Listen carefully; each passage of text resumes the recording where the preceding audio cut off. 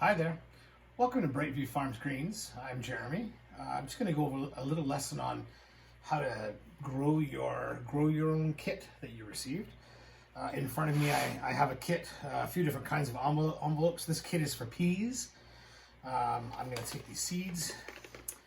This is the important part. These seeds need to be soaked for about 4 hours prior to planting. Now, I've rushed this planting, and so I'm soaking right now a kit's worth of seeds in this jar. I've only been soaking them for about 20 minutes. They're small, they're really small. They will swell up. They'll actually get quite large in 4 hours. If you don't soak them, it'll take them a lot longer to germinate. These ones are still gonna work, still gonna get to eat these ones, but please take your seeds out, put them into a jar, soak them for about 4 hours would be the best. While you're doing that, you're going to notice that you've got 2 trays, and that wasn't a miscount. There's a reason why you need 2 trays. You're going to take one of the 2 trays, they're the same, it won't make a difference. You've got a packet of soil. You just take your little baggie of soil, you can put it in there,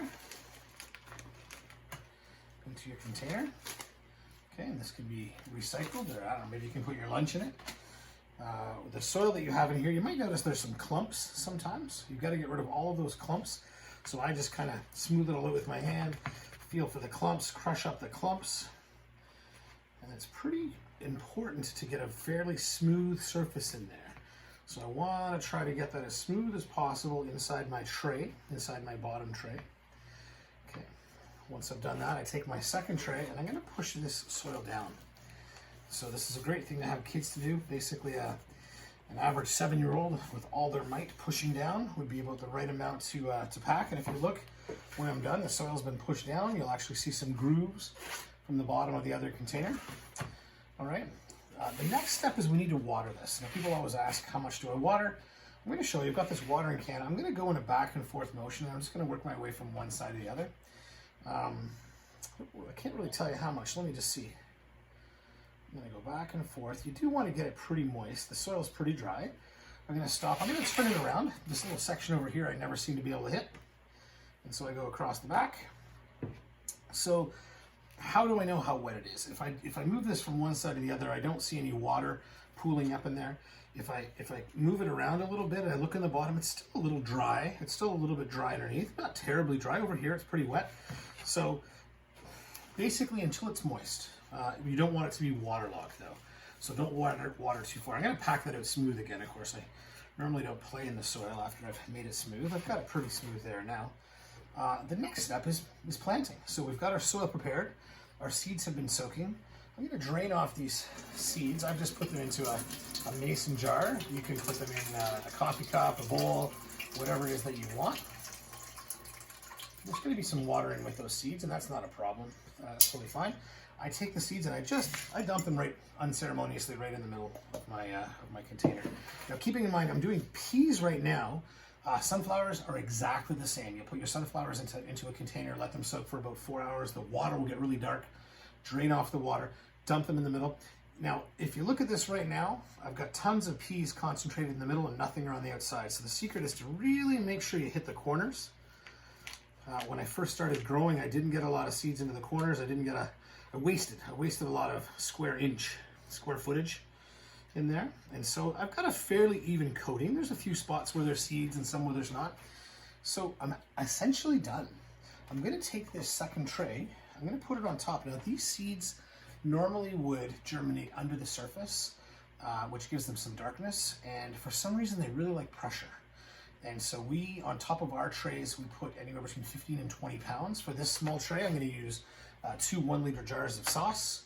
I've used soy sauce, I've used water bottles, whatever it is that you want. And I'm going to let this sit. It doesn't need to be in the daylight. In fact, I have many trays in the room that you're in right now that are sitting exactly like this under pressure. I've got kale and arugula and radishes and sunflowers and peas. I've got tons of things under pressure right now. It's going to sit like this. Now with peas and with sunflowers, they're going to grow in the darkness and they're actually going to push this top container up. So knowing that it might tip a little bit, I'm going to lay these jars down. I don't want to have tomato sauce all over the place.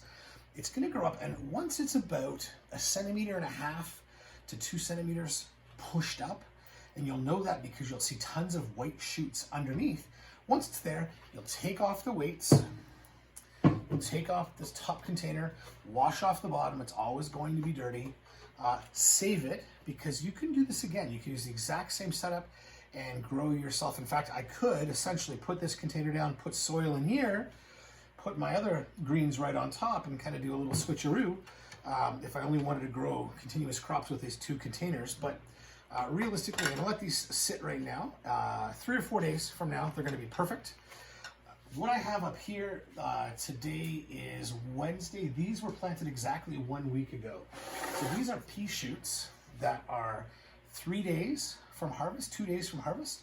You can see the first set of leaves has come out at the top. They're still pretty straight.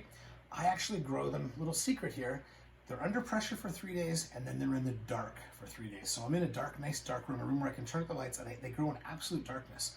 What they tend to do in darkness is they'll grow taller, and you'll get a little more stem out of them. And then this morning, actually, I just turned on the lights. So all of these plants, they're a little light in color right now, but they're greening up. And so they don't need a lot of sunlight. They only need sunlight for the last 3 days until harvest. I've also got some buckwheat growing here, and we've got some broccoli. We've got some other greens here. No sunflowers to show you right now. There is another step to sunflowers. I'm gonna explain it. So if you did purchase sunflowers, they're a delicious green, but they're a bit of a pain. And what makes them a pain is the seed heads. I'm gonna try and show you on this big,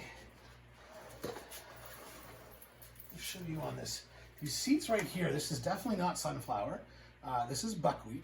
I'm gonna bring this in nice and close. If you take a look at the buckwheat, one of the problems that we have with buckwheat is also the problem we have with sunflowers. There's these little seed heads, and they'll fall off for the most part, but if they don't, no one really wants to eat these little black solid seeds. And so I actually will mist this and rub my hands through it fairly roughly, keeping your hands clean, of course, or starting with clean hands.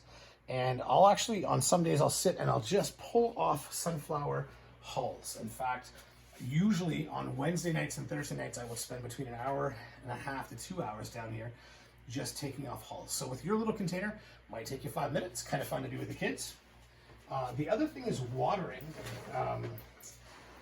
It doesn't need water right now. It's got water. It doesn't need any water until it's uncovered.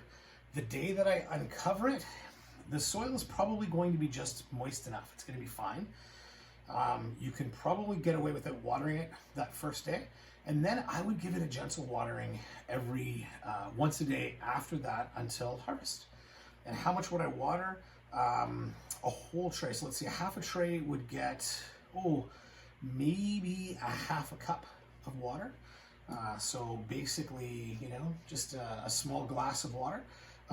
The good thing about peas is they don't mind being overwatered. Sunflowers really don't mind it as much either. Broccoli hates it. Arugula loathes it. So if you're growing peas and if you're growing sunflowers, they're pretty forgiving when it comes to the watering. I water right up until the night before harvest. And with the peas, you can decide if you want to harvest a little bit or if you want to harvest it all at once. On day 10, they're at their best. That's basically what's going to happen. They're still good on day 11. They're still good on day 12. Around day 13, they start to get a little stringy. They're not quite as good. Sunflowers, far less forgiving. When the sunflower comes up, you're going to see 2 little leaves burst out, and that's when it's delicious. When you see another leaf coming out of those the first leaves are not a true leaf. When you see the first true leaves coming out of there, they start to get bitter. And so you basically need to harvest those sunflowers, the entire tray, when you see that happen.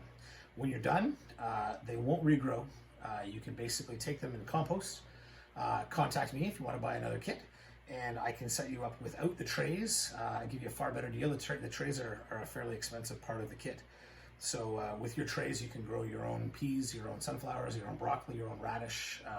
Radish is only 6 days, very quick. So if there's any other questions, you can send me an email at brightviewfarmgreens@gmail.com. All right, thanks and happy growing.